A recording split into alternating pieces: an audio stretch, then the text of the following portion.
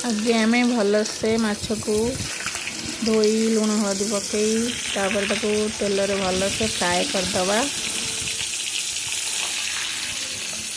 माछ भल से गोल्डन कलर हो गले एबे माछ को आम काढ़ी दबा। काढ़ी की रखीदबा भल से तापर आम तेल रे आलू को फ्राए करिया।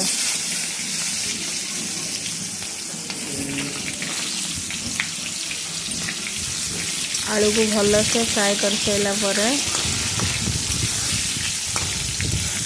आलू को आम काढ़ी की रखीदबा।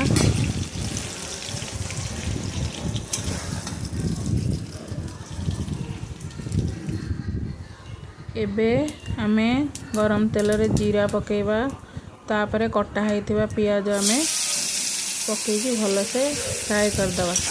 किछि पियाज आम मसला रे बाटी दबा आउ किछि फ्राए करदबा। पियाज को एबे आम भल भाबे गोल्डन हवा जाए फ्राए करवा। तापर एठी आम मसला बाटी देइचे अदा रसुण टमाटर कंचा लंका आउ पियाज।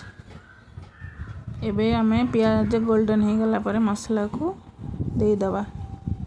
मसला को पियाज सहित भल से फ्राए करवा।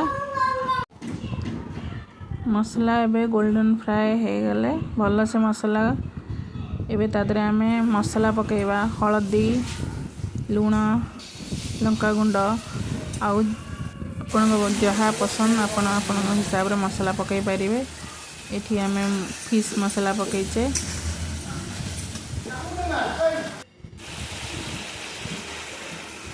मसला भल से कसी हो गले तादरे आम आलू फ्राए पकईकी ताको भल से कसी नवा।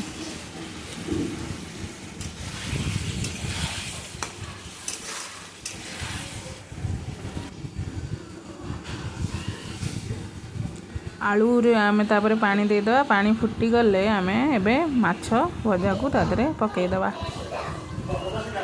माछ आलू पानी रे पड़ी सब फुटी गले लास्ट रे आम गरम मसला पकईकी